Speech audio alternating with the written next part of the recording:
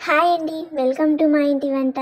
నేను మీ ప్రమీల. ఇవాల్టి మన రెసిపీ వచ్చేసి దోసపిండి పొంగనాలు మరియు పచ్చికారం అండి. ముందుగా మనము దోసపిండి పొంగనాలు ఎలా చేసుకోవాలో చూసుకుందామండి. ఉదయం టైంలో బ్రేక్ఫాస్ట్లో ఏం చేయాలో తోచినప్పుడు చాలా సింపుల్గా చాలా తక్కువ టైంలోనే మిగిలిపోయిన దోసపిండితో పొంగనాలు చేసుకోండి. చాలా అంటే చాలా బాగుంటుంది.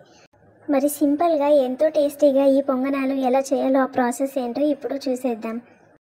ముందుగా 6 నుంచి 7 ఉల్లిపాయలని సన్నగా తరిగి పెట్టుకున్నానండి. మరియు 2 to 3 స్పూన్స్ శనగపాయలు తీసుకున్నాను. 1 కప్పు పల్లీలు, 6 నుంచి 7 కరివేపాకు రెమ్మలు మరియు 8 నుంచి 9 వరకు పచ్చిమిర్చి తీసుకున్నానండి. ఇప్పుడు స్టవ్ వెలిగించి స్టవ్ మీద పెనం పెట్టుకొని పెనం హీట్ అయ్యాక అందులోకి పల్లీలు వేసుకొని బాగా వేయించుకోవాలండి. పల్లీలు వేగినాక సపరేట్గా తీసి చల్లార్చి పెట్టుకోవాలండి.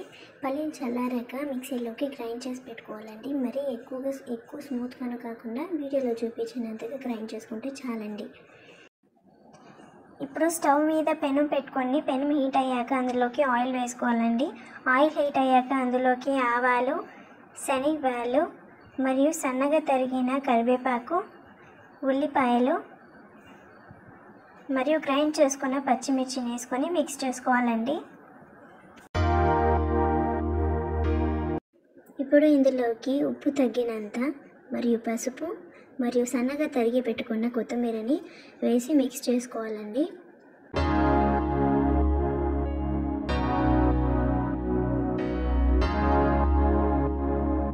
వీడియోలో చూపించినంతగా వేయించుకుంటే చాలండి. ఇప్పుడు స్టవ్ ఆర్పేసి పక్కన పెట్టుకుందాము.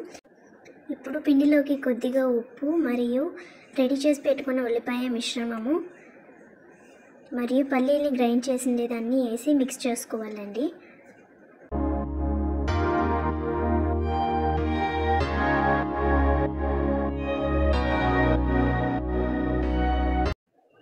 పొంగనాలు చేసుకునేదానికి పిండి రెడీగా ఉందండి.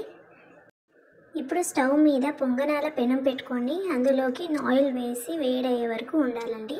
ఆయిల్ వేడయ్యాక ఇలా గరిటెతో కొద్దిగా పొంగనాల పిండిని తీసుకొని వేయాలండి. పిండి వేసాక దాని మీద మూత పెట్టి మీడియం ఫ్లేమ్లో కాసేపు ఫ్రై అయ్యే వదలాలండి.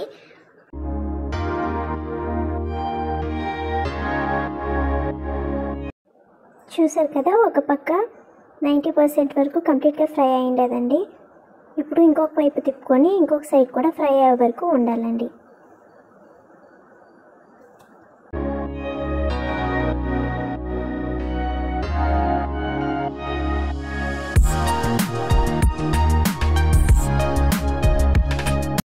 ఇలా 2 వైపులను ఫ్రై అయ్యాక స్టవ్ ఆర్పేసి సర్వ్ చేసుకోవాలి. అంతే అండి, ఎంతో రుచికరమైన పొంగనాలు రెడీ.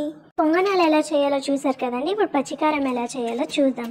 ముందుగా 2 టమాటాలని సన్నగా తరిగి పెట్టుకున్నానండి. పచ్చి కొబ్బరి, 3 ఉల్లిపాయలు, ఉప్పు మరియు 10 పచ్చిమిరకాయలు తీసుకున్నానండి. ఇప్పుడు పుదీనా మరియు కొత్తిమీర సన్నగా తరిగి పెట్టుకున్నానండి.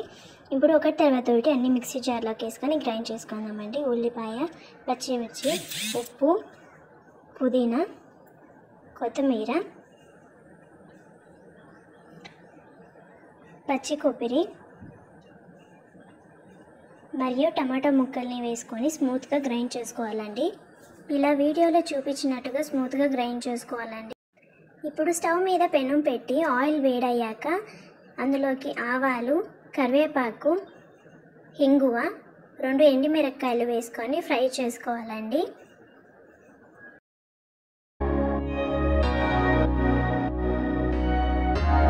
ఫ్రై అయ్యాక అందులోకి గ్రైండ్ చేసుకున్న పేస్ట్ని వేయాలండి. వేసుకొని మూత పెట్టి 2 minutes ఫ్రై చేసుకుంటే చాలండి. మనకి పచ్చికారం రెడీ అయిపోతుంది.